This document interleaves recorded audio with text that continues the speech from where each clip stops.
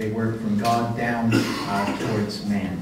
There are two kinds of righteousness. There's the active righteousness, which is on the earth, where we do good to others. And this is before the law and before government. Law is seen in the broad sense, not just civil law that the government establishes, but the law of God. And then before God, our righteousness is only found in Christ. It is not found in ourselves, in our workings or our doings. So the righteousness that avails before God is passive righteousness on our part. We are saved by works, but they're not our works. They're Christ's works. We receive them. And so this we can call faith. It is passive, or it receives. And faith is oriented towards the resurrection. Backwards towards Christ's resurrection, and forwards towards our own resurrection in Christ, which is to come. There are two governments then. There's the worldly government, and this is seen in two spheres: the domestic sphere of the household and the political sphere of the city or the government. And the purpose then of these governments upon earth is to maintain peace and tranquility, to keep us from killing each other and stealing each other's televisions and hockey sticks and so forth.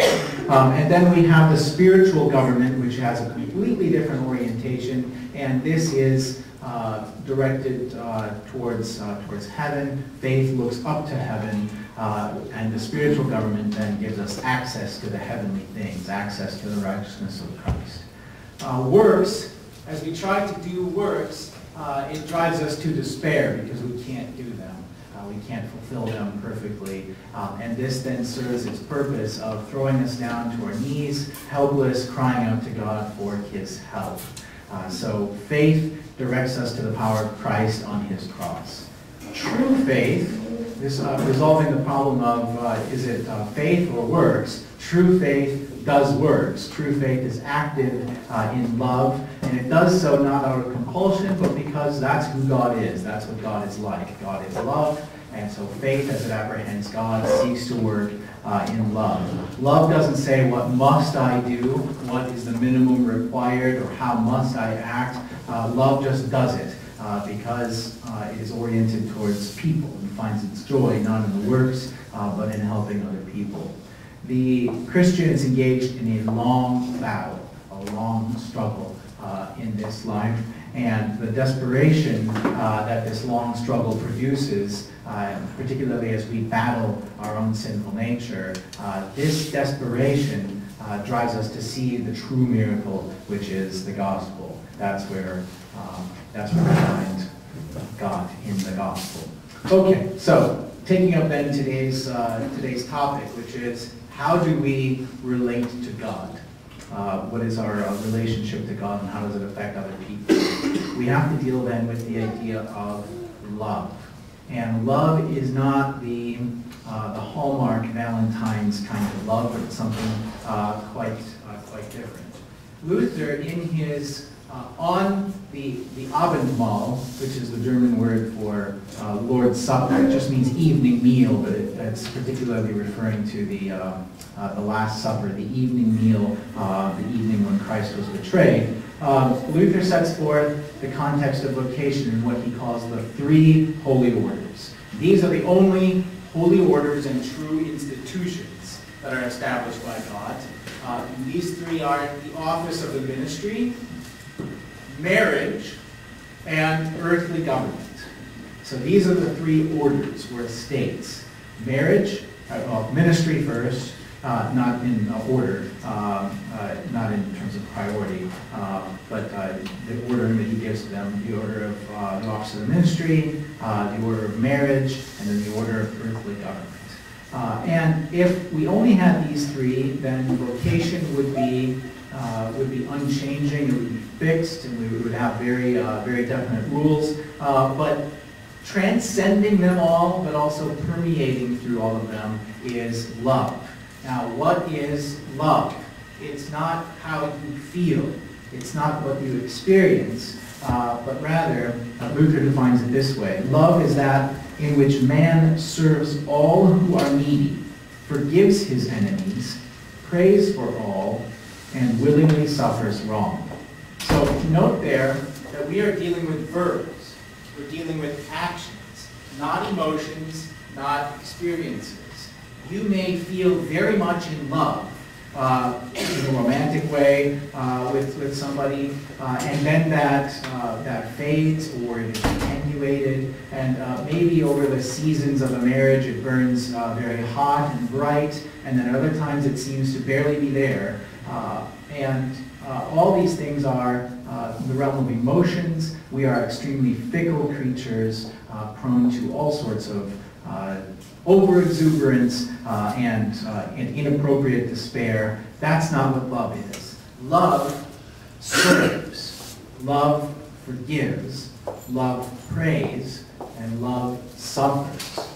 So these things are all what you do, or even passively what you absorb and endure, but even in that you're taking it and not responding in an unholy kind of way. That's what love is.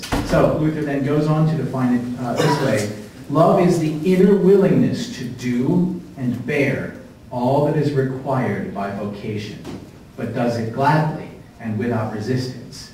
Indeed, it willingly exceeds what is called for.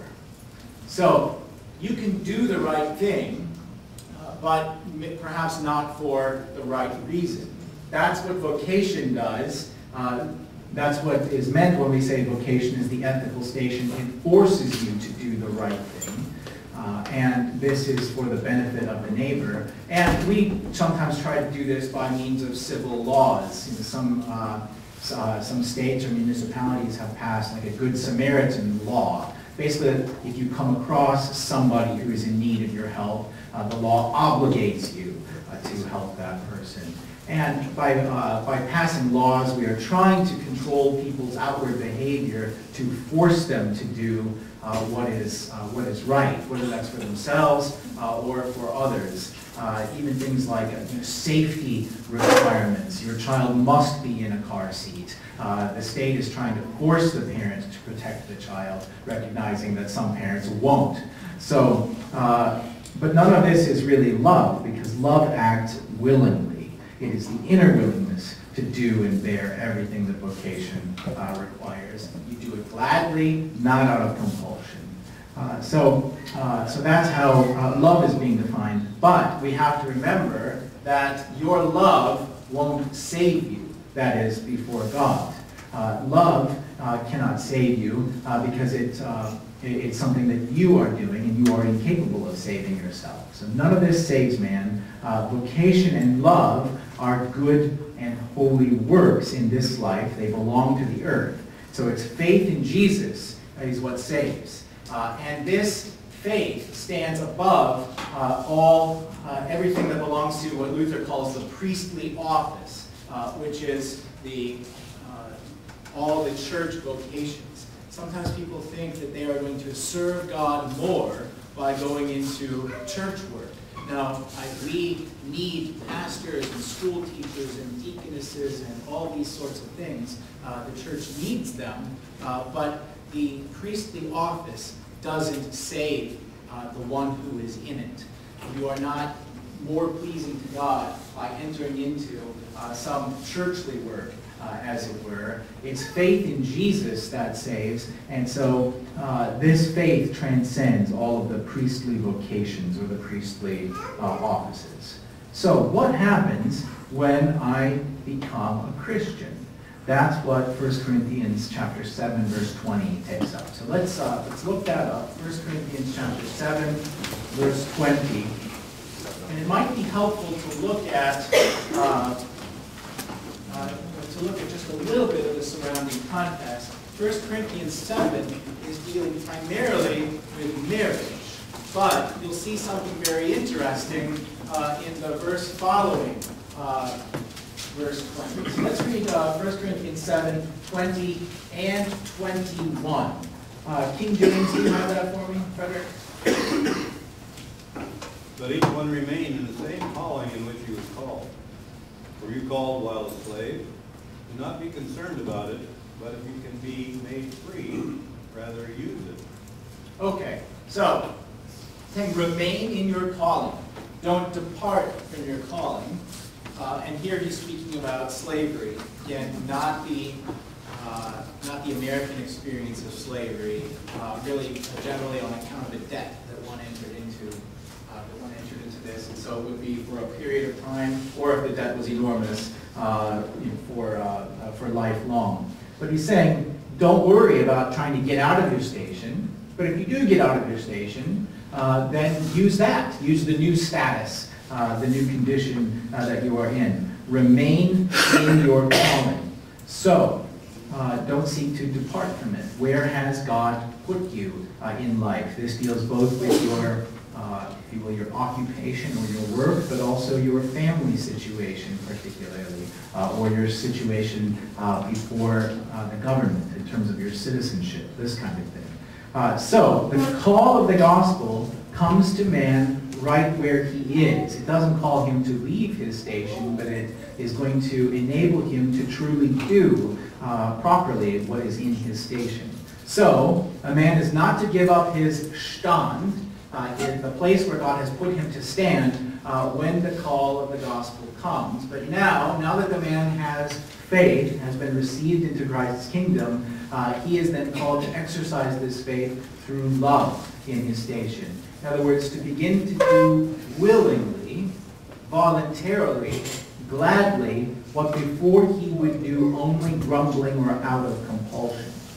Now, previously, we discussed that there is no greater or lesser station, particularly before God. We don't stand before God in a better condition because we are emperor, king, or president than if we were the lowest and meanest kind of worker, manual labor, something that the society does not value highly or look upon with gladness. But so every vocation stands on a common plane, but then Luther will go on to say there is one vocation that is more important than all of them, than every other one, and that's the one you're in.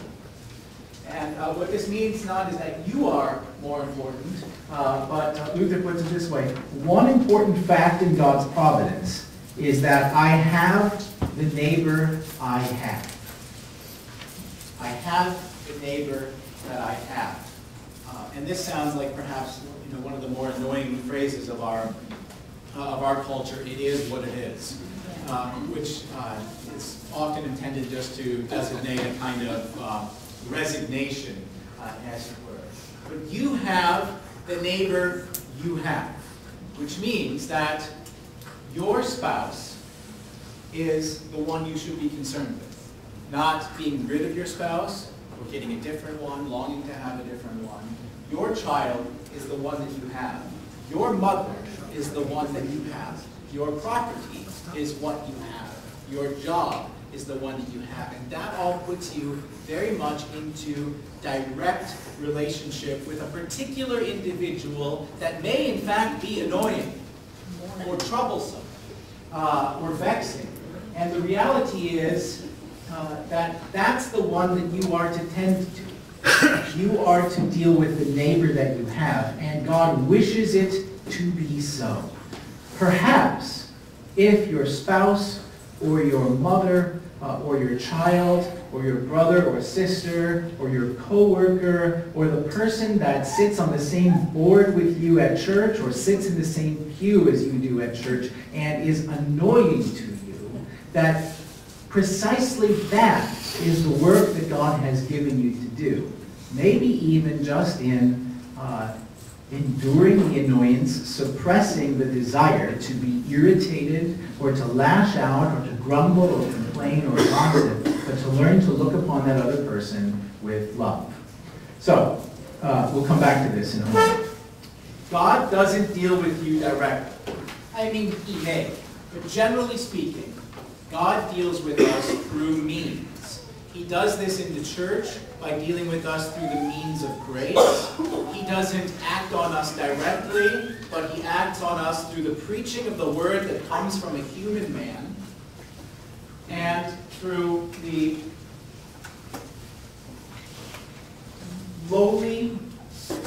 seemingly insignificant means of water or bread or wine. That God is acting upon us through these means, through these intermediaries to bestow upon us his grace. But God is also dealing with us through his orders. So, God protects a child by means of parents. God protects a country by means of an army. God feeds us through the farmer and the grocer. That God is acting upon us through these means. And so when he deals with a man through orders, God has two aims. He's doing so to bring the man unto salvation, and that could be seen through the priestly order, through the churchly order, but everything serves. If it serves to keep us alive, it's serving ultimately to bring us to salvation. The daily bread that we receive keeps us alive long enough so that we can get to church and receive the absolution. But then also, through the orders, God is using them to spur us on to love. Remember that we define love through these actions, through doing, through acting, through praying, through suffering, through willing service and obedience. And so God has given us the neighbor who needs us, not only so that we can be of service to the neighbor, but precisely so that the neighbor who needs us becomes the vehicle by which we are transformed, the vehicle by which we learn to love. And so in a real way, in a very concrete way, God is serving you better when you have a neighbor that you don't particularly like, or when you have a neighbor that is especially needy. That God is serving you more through the needy or vexing neighbor than by the neighbor that is just nothing but sunshine and giggles. We have God acting through the vexing neighbor to teach us how to love. So, law and gospel then in vocation. What does the law do? It compels man, without the assent of his heart, to serve others. So you think about the police officer. The police officer has certain orders or commandments that are given to him or her in how the job is to be carried out. The orders or commandments force the police officer to protect society. Now, it's all the better if the person is doing it willingly, and if the person is not corrupt and will be glad as he goes about his duty.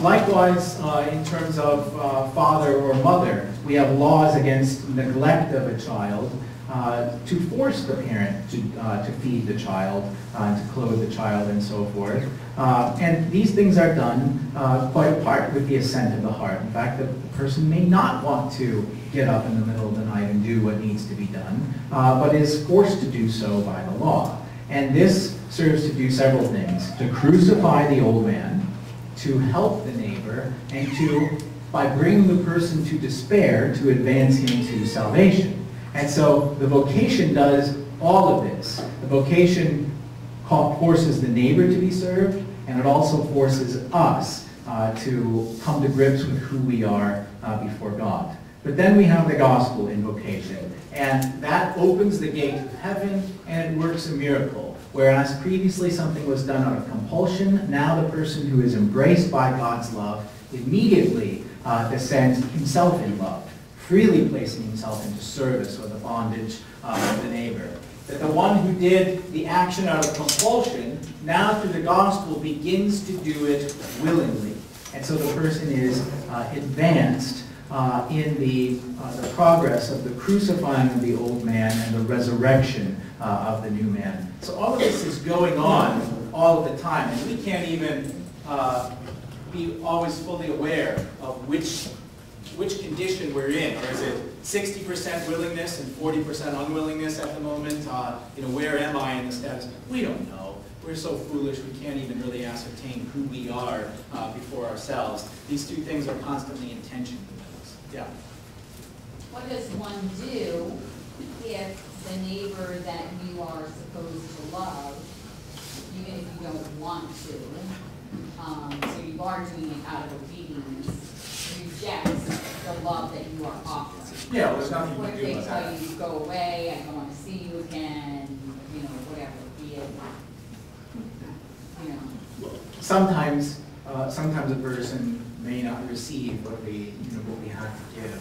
But, I When you think, stop giving, well, I think are maybe, you off the hook? no, you're never off the hook. That is, I think, what the devil, would like for us to do. Well, I tried, and then to give up and revert back to our being selfish. But it would be even worse at that point, because then in our selfishness we're filled with pride and hubris. I did the right thing, but that person is terrible. So no, you're never done until you're dead. And that's until the old man is crucified and until your body is dead and done. So you keep at it.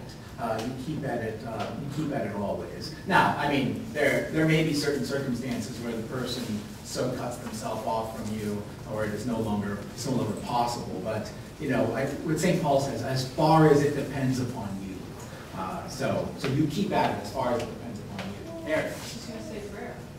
Right. Yeah. And you always have. And I think we're commanded to pray for our enemies. Especially, and those are the last people that we actually want to pray for.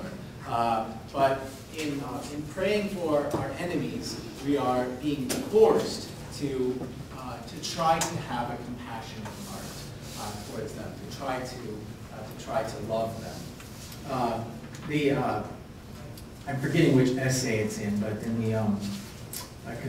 this book, God in the Dock, is a collection of essays by C.S. Lewis. And he talks about, I'll just paraphrase, how annoying our neighbors can be. And that we go through life and we begin to think, well, if only my spouse were different, or my parent was different, or my child was different, or my brother or sister was different, or my coworker, if only that person was different, if they weren't so annoying, and nobody understands how annoying they are. C.S. Lewis says that this is also how God sees the world. As all of these people who kind of refuse to get along with us and refuse to receive the good, then C.S. Lewis says, God sees all of those things that you see, but he sees one more thing that you don't see, and that's you, and which is how annoying you are also to all the other people around you. And so God not only has to bear with all the people that you have to bear with, but he also has to bear with you. And so to begin to see ourselves in that light is perhaps the hardest thing. But to pray for our enemies forces us to begin to try to have the compassion of God towards the neighbor. And then that leads to like the prodigal son. So like then the person who rejects you and won't allow you to love them, if they repent and do come back and allow you to love them and don't reject what you're offering them, you're compelled to then forgive them, and if they're not really repentant and they do it again, you still forgive them. I've been wrestling with this because parishioners have been asking me this question since I became a pastor, and I finally, I guess, come to this conclusion: forget about whether he's repentant or not. Let God worry about that. Let God worry about whether or not your neighbor is repentant. You just forgive. That's what's been given to you to do. Now, if you have a judging office, if you are, if you are a police officer or something like that, pull a person over and give them a ticket. That's not really necessarily the realm of the gospel, although it might be. I've received gospel from police officers before, and I've been grateful for it. Yeah. So, this Fairfax County police officer pulled me over. I was going to a church event and I was late, and I was driving too fast. I was cruising down this hill and I just kind of let it get going, and I was planning a funeral on the phone with another parishioner while I was going, and it was just going way too fast. And what was really great is at the time I was still a Minnesota Vikings fan, and I had the sticker on my car. And the guy told me, he gave me the smallest possible penalty he could give me. But he told me, he said, if my buddy, who usually patrols this area, who's a huge Green Bay Packers fan, he would have thrown the book at me. He said, I'm not kidding. He would have, just because of that Viking sticker. So there are lots of good reasons that the Viking sticker is gone. Yeah. There's a movie, it was nominated for the Academy Award 15 years ago or so. And I don't know if I'd recommend it just in terms of the content of the film, but it's got a lot of heavy Christian themes, called Magnolia. And in the film, there's a police officer that actually gives a monologue about how sometimes you need to learn it, you need to know when to apply. Being a cop is all about knowing when to apply the law and when to forgive. I mean, it's like this, and it goes on for a while. It's like this perfect explication of the law and gospel in the middle of the movie. Yeah. So again, it's exactly. Magnolia? Yeah. And this is not the steel Magnolia. I think I was dragged to by a bunch of people of the feminine persuasion. All right. Okay, faith then. Faith does not free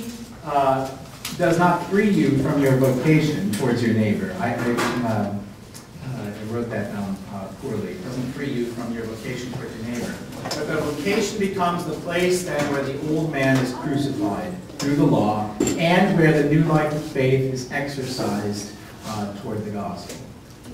So for a Christian, there is no place for haughtiness or anger in his vocation. The place where I am is how I die and rise again.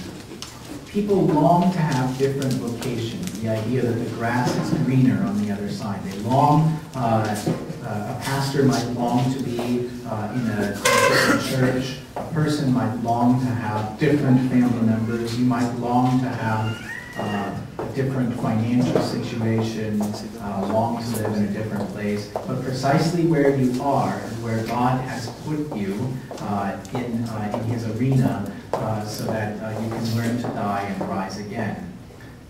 So if the purpose of my vocation, precisely where I am, I'll just take myself, pastor, husband, father, brother, son, neighbor, citizen.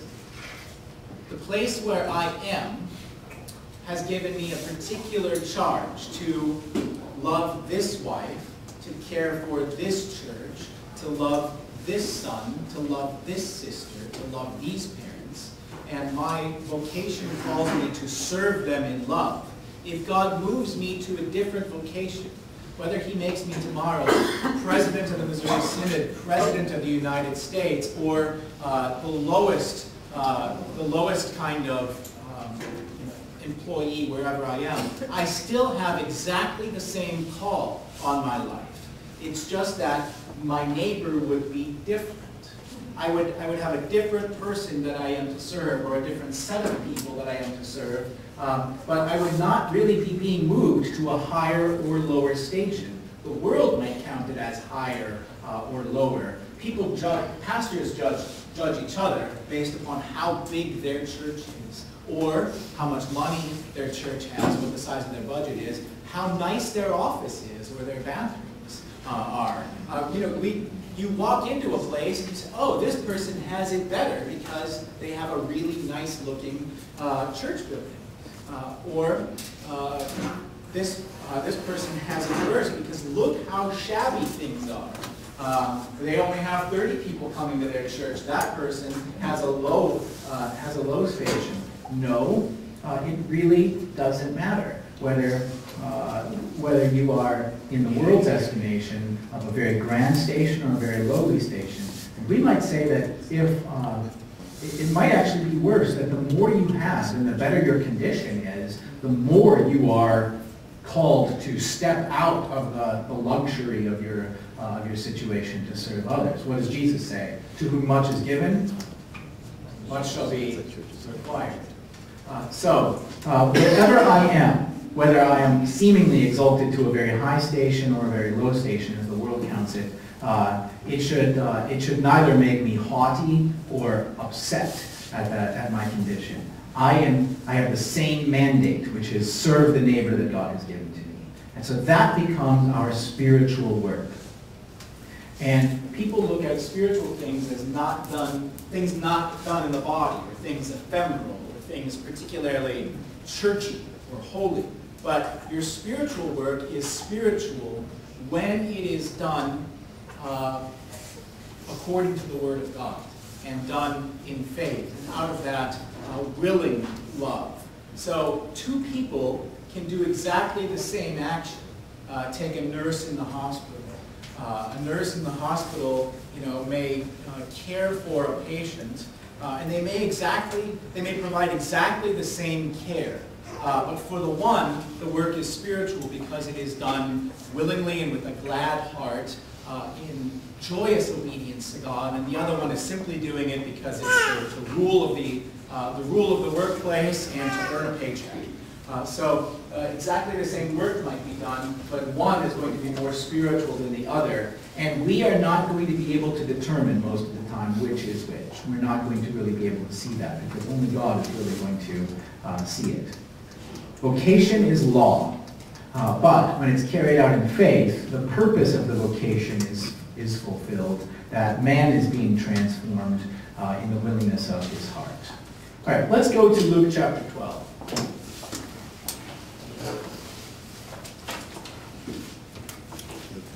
And we want to read verses 6 and 7.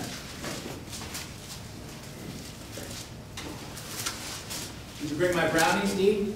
No. No? You said you didn't want them. Yeah, that's true. I should have held out for something more. All right, Dee, do you want to read that for me? Luke chapter 12, verses 6 and 7.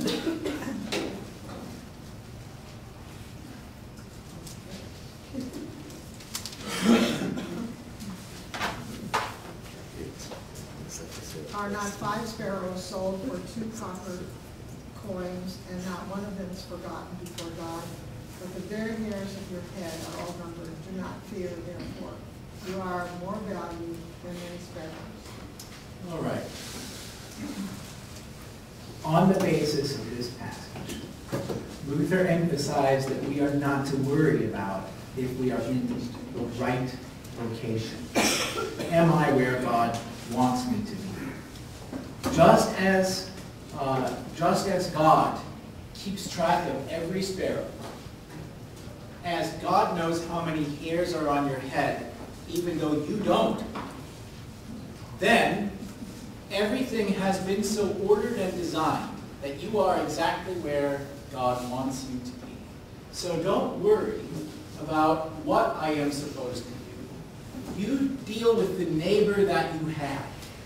You have the neighbor that you have. And so you deal with that person. That one is the one God wants you to have right now. And he knows better than you what sort of work that he is doing. If God has counted the sparrows and keeps track of when they live and when they die, even though we couldn't possibly track all of that, God has also tracked all things for you, and you are precisely where God wants you to be at this moment. So don't worry about what lies ahead, how things will be different, or if you are in the right place. You are in the right place. Do exactly what you've been given to do right now. Now, Don. I don't know if this fits in here or not, but it's a question that this discussion brings in mind. I had a conversation with a friend yesterday about it too. How do you relate this to the context of the Great Commission in Matthew 28, where it says, go ye therefore and make disciples of all nations? This discussion was, okay, well, I'm not in the right place. I'm not a missionary. I should be selling my house and abandoning my family and going to Asia or someplace like that. And if I don't do that, I'm not really fulfilling God's will for me. Yeah. We're not to search for the inscrutable secret will of God, like as though, maybe God really wants me to be in Madagascar.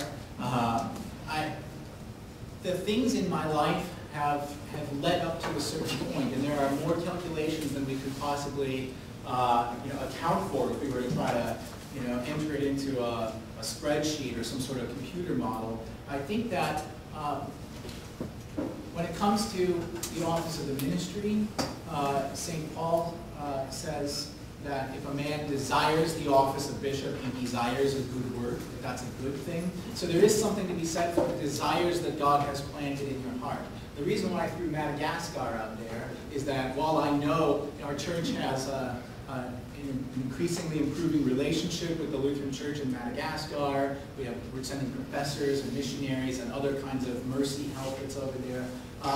But nothing in my life has suggested to me that I am to be a part of that. I'm not sort of in that orbit or that sphere or that arena. That the natural gifts that God has given to you, one person is particularly adept at singing or playing the piano, and another person is very good at math. I'm fairly confident that I didn't miss my calling to be an engineer because that simply is not at all suited to the kind of mind and mentality that God gave to me. That doesn't make one right or wrong. It means that we are different, and God has so ordered all of us. But then also all of the experiences and the parents that God gave me and the particular church environment that God gave me all ended up pushing me inexorably towards a certain direction that I couldn't even see at the time. I remember after it came as a great surprise to me that I ended up being a pastor. But I then later found out that it came not as a surprise to certain people that knew me as a child. Oh yeah, that's what we always thought would happen, even though I couldn't see it and fought against it.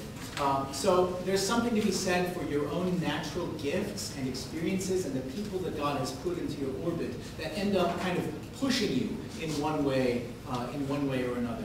But there is also the business of freedom, which is that I heard it described this way, and forgive me if I've used this analogy before, but that life is very much like the playground. So that if we were all to go now down to the playground, there are swings there, and there are bars to crawl upon, and there's a slide to go down, and I would prefer the swing. I've always liked to be on the swing.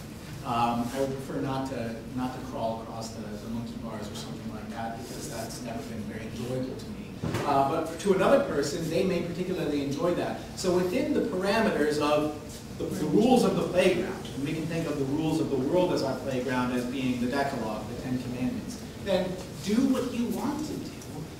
Do what is enjoyable or natural to you, but that you serve your neighbor in so doing. So one person may particularly enjoy working upon cars. And so for that person, an auto mechanic or some kind of an engineer that works on these things would find joy in doing what he does, but he should also do it for the service of the one who needs his car repaired or needs a better car designed. So there's this wonderful confluence of joy and gladness in doing what you do, but also in serving the neighbor. Sometimes there's an awful lot that is because the world is fallen and we are mortal and broken and the world is filled with sins and sinners, that there's an aspect of it that's not going to be very pleasant. But I wouldn't worry over much about what is the secret or inscrutable will of God. Did God really want me to go off to China?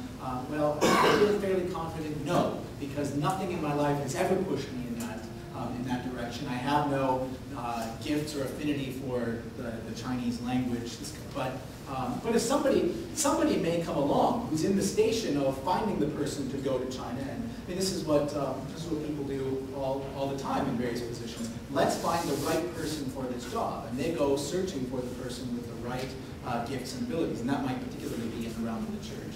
One last thing about the Great Commission that I've always found interesting is that the word "go" is not what's called an imperative, which is a verb of command. So if I were to say to you, throw the ball, that's an imperative. It's a commandment. I told you, I ordered you to throw the ball, or sign the check, or something like that. That's an imperative. It is a participle in Greek.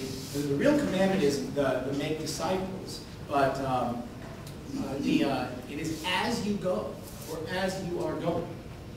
And so each person ended up kind of being thrust in a certain direction, depending upon the Spirit's leading and their natural inclinations. But while they went to their various places, sort of being scattered, make disciples of all nations.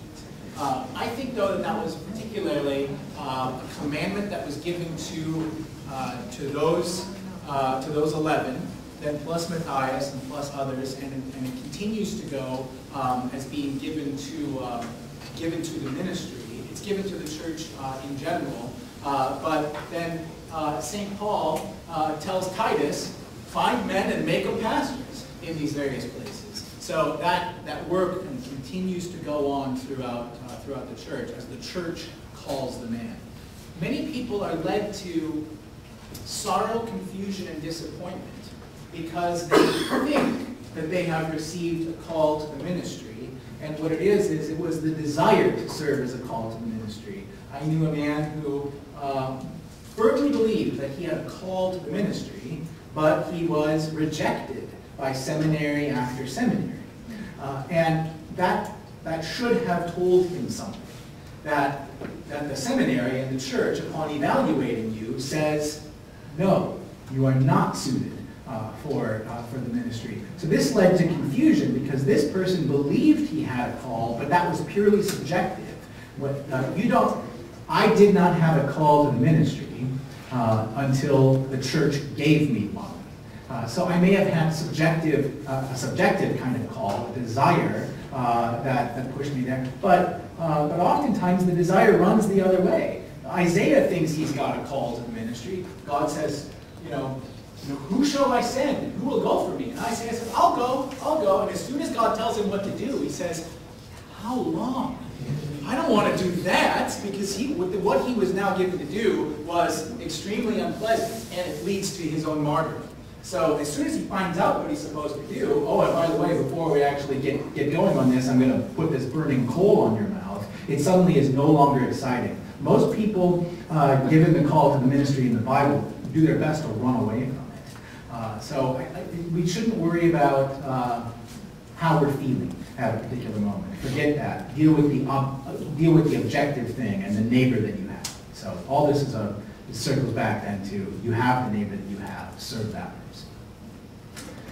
All right, Psalm 127. We don't have time to read Psalm 127, but let me just tell you the basic outline.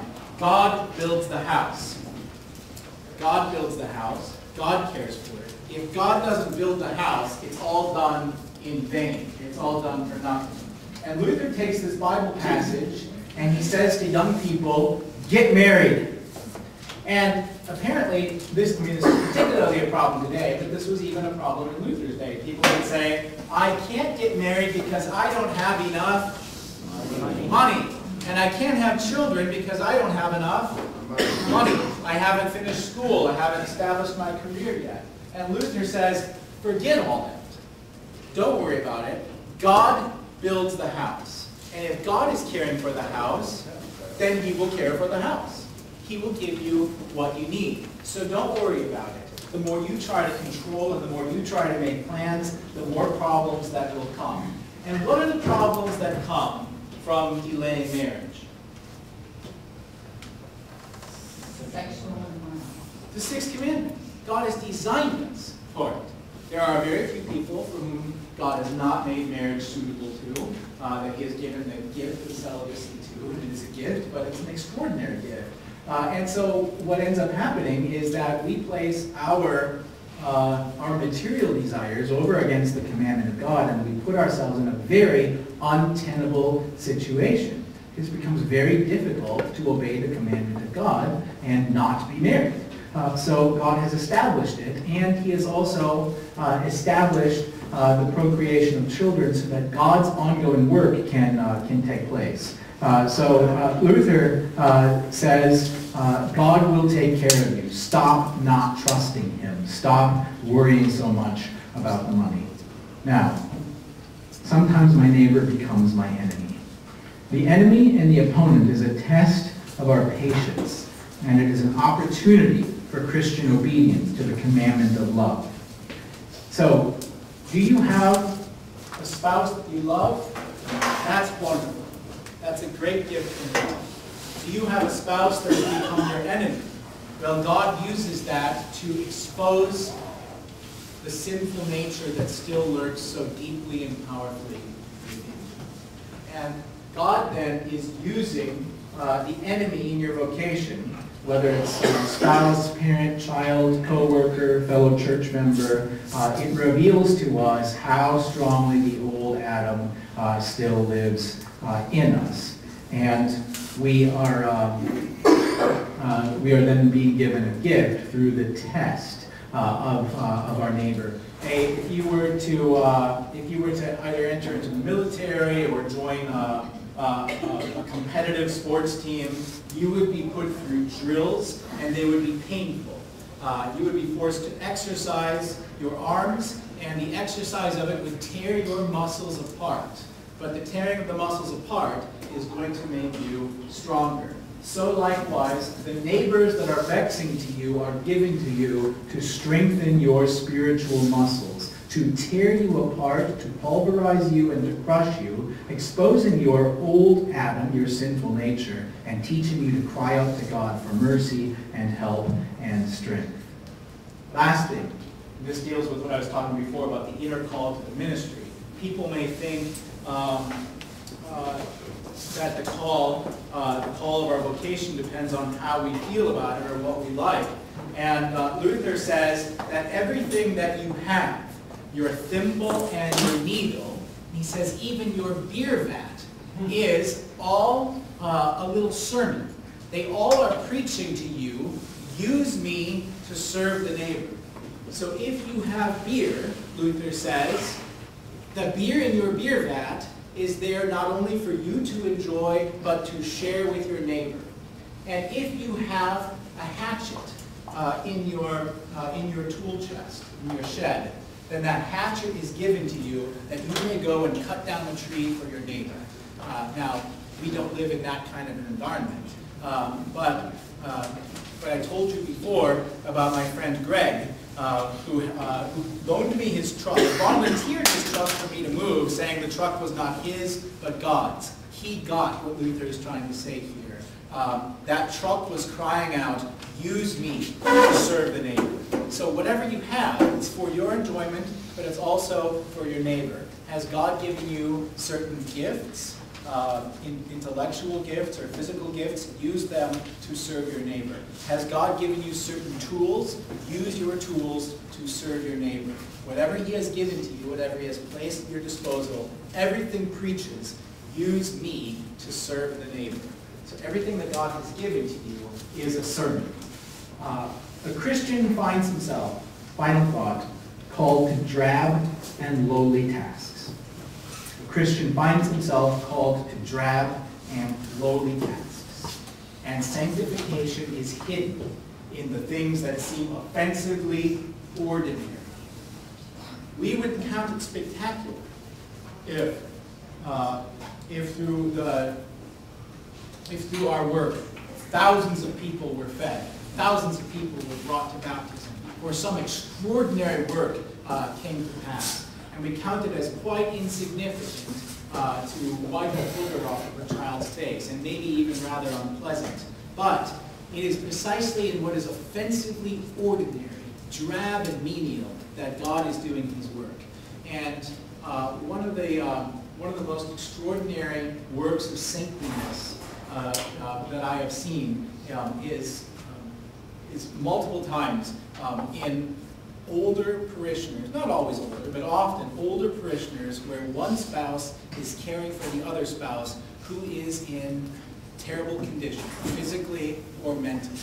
Nobody writes books about these people, nobody sings songs, nobody, generally speaking, we don't make movies about them, but there in the shabby, drabby, offensively ordinary, smelly business of taking care of a sick and dying person, there the work of sanctification is happening. So right where God has put you, the neighbors you have, you care for that person, and that's where we exercise our relationship with God through calling out to him to help us deal with the neighbor that vexes us and to help the neighbor that God has given us opportunity to help. All right, well, that's enough for this week. Let's head off to divine service, but first, with the prayer. Help us, O Lord, to be patient with the neighbors we have who vex us. Help us to use the gifts and the talents that you have given to us to serve our neighbor. And finally, grant us to see in our neighbor a joyous opportunity for love and willing service. And where we have failed, give to us pardon and forgiveness through Jesus Christ our Lord. Amen.